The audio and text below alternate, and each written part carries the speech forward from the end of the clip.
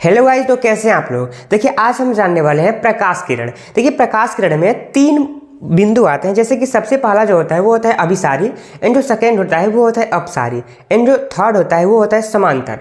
अब देखिए ये तीनों आपके सामने है। पहला जो क्या है वो अभिसारी प्रकाश पुंज, एंड जो सेकेंड है वो अपसारी प्रकाश पुंज, एंड जो थर्ड है वो क्या है समांतर प्रकाश पुंज।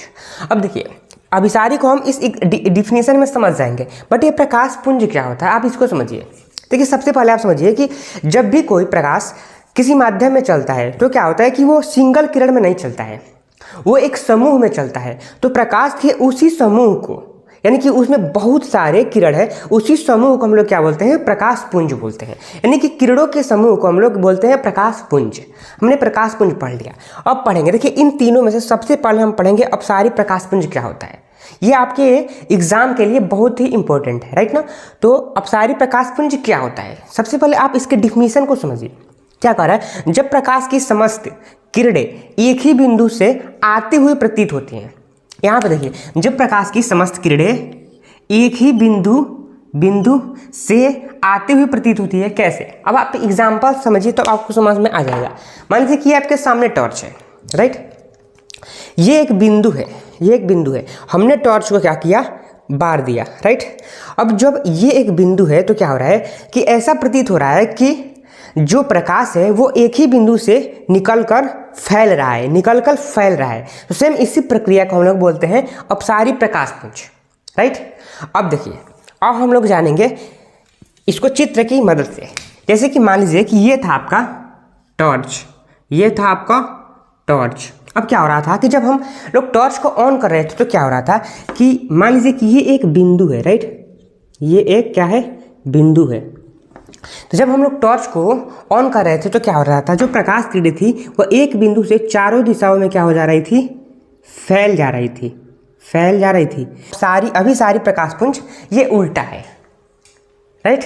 अब कैसे उल्टा है कि आप मान लीजिए कि इसमें क्या हो रहा था कि एक बिंदु से प्रकाश किरणें समस्त स्थान पर फैल जा रही थी, तो इसी में फैली हुई जो प्रकाश किरणें है वो एक बिंदु पर आकर मिल जाती है। देखिए इसका डिफिनीशन क्या है कि अभिसारी प्रकाश पुंज, जब प्रकाश की समस्त किरणें किसी एक ही बिंदु पर आकर मिलती है। जैसे कि मान लीजिए कि जब प्रकाश किरणें यहाँ से चल रही थी तो फैल जा रही थी, बट अगर यहाँ से आ रही है तो क्या हो रही है कि समस्त प्रकाश किरणें किसी एक बिंदु पर आकर मिल जा रही हैं। तो सेम इसी को हम लोग बोलते हैं अभिसारी प्रकाश पुंज।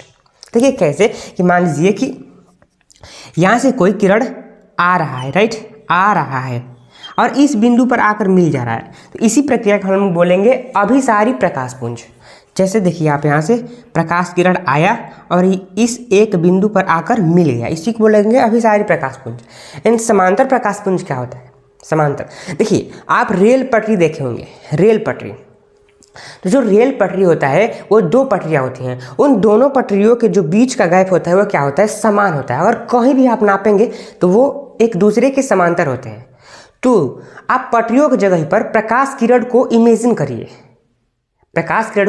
कीजिए। अब आप डेफिनेशन को समझिए। जब प्रकाश की समस्त किरणें एक दूसरे की समांतर होती हैं, कुछ रेल पटरी के समान, तो वो कुछ इस प्रकार से होती हैं। देखिए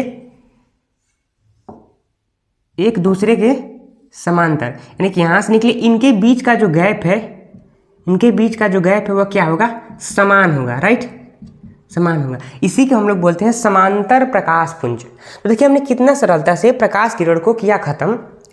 तो अगर आपको ये वीडियो अच्छा लगा होगा तो आप हमारे चैनल को सब्सक्राइब और लाइक कर दीजिए इस प्रकार की वीडियोस को देखने के लिए। तो धन्यवाद, मिलते हैं अगले नए वीडियोस में।